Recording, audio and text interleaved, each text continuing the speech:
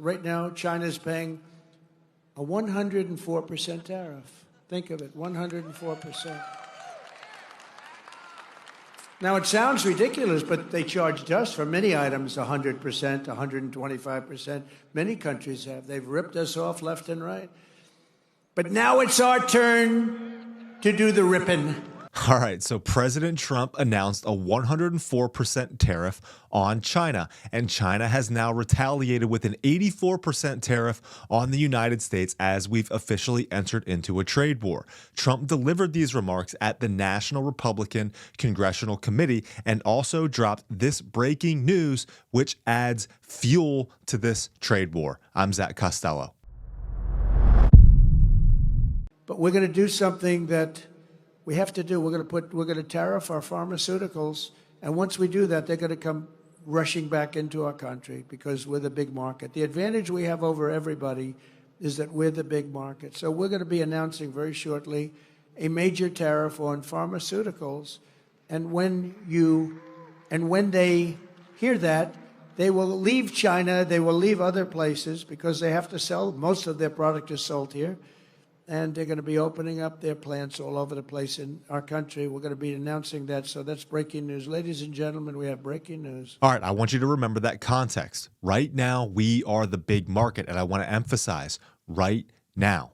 Adding some more context to this, Kevin O'Leary is going viral for this take that he gave on CNN in support of the Trump tariffs on China, making the claim that finally we have a president willing to stand up to China while we still have the leverage. Check this out. I've then got a response from the Chinese foreign minister gaslighting America and everyone around the world, and then I'll finish with Trump Treasury Secretary Scott Bessent explaining why this is a huge mistake for China to retaliate like this. 104% tariffs on China are not enough. I'm advocating 400%.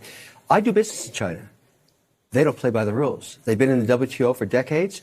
They have never abided by any of the rules they agreed to when they came in for decades. They cheat, they steal IP. I can't litigate in their courts. They take product, technology, they steal it, they manufacture it, sell it back here. Never has an administration. 400% tariffs? What would that look like? I want Xi on an airplane to Washington to level the playing field. This is not about tariffs anymore.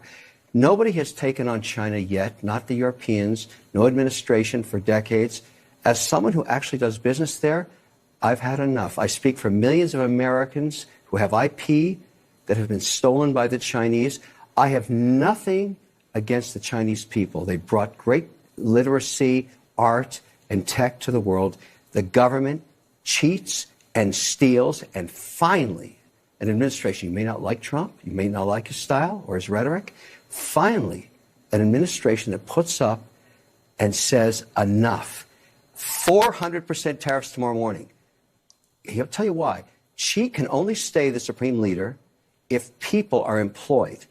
If we wipe out any business there, because we are still 39% of all consumables on Earth and 25% of the world's GDP, America is the #1 economy on Earth with all the cards. We will not have that forever.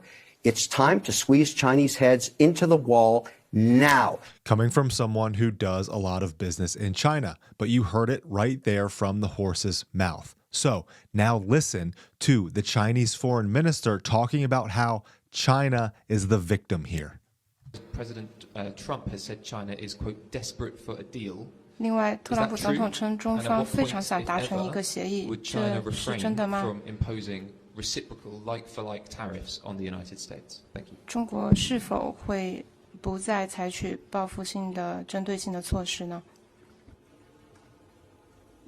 美方仍在对中国滥施关税，一味地进行极限施压，对这种霸道霸凌行径，中方坚决反对，绝不接受。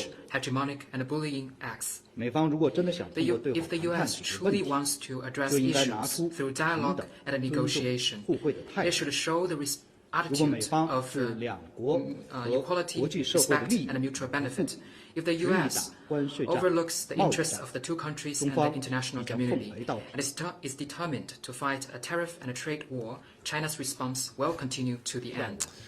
Okay, So interesting to consider those two perspectives. O'Leary explains how the Chinese behave, yet the Chinese minister claims they are the ones being bullied by the United States, and that we need to have an attitude of equality and respect for mutual benefit. Who else doesn't trust China? Finally, here is Trump Treasury Secretary Scott Bessent explaining why this is a huge mistake for China. Maria, I think it's unfortunate that the Chinese actually don't want to come and negotiate because they are the worst offenders in the international trading system. They have the most imbalanced economy in the history of the modern world. And I can tell you that this escalation is a loser for them. That they have some very smart, the economists, the academicians, technocrats within their bureaucracy, and they would be telling the leadership that we do not have the edge here. They are the surplus country, that their exports to the U.S. are 5 times our exports to China. So they can raise their tariffs, but so what? So what? Okay, that's important. It's important to consider when it comes to negotiating leverage that China is the surplus country, 5-1. That means when it comes to a trade war with China, China loses a lot more than the United States. Last point, when it all comes down to it, we finally have a president and an administration willing to do the hard things. We as Americans also need to be willing to endure some hard things to get our country back on track and into a sustainable economic situation. Pruning, to be cut back, look lesser than you are, is a universal truth of life. But you go through this cut back period so that you can grow higher and more full in the future.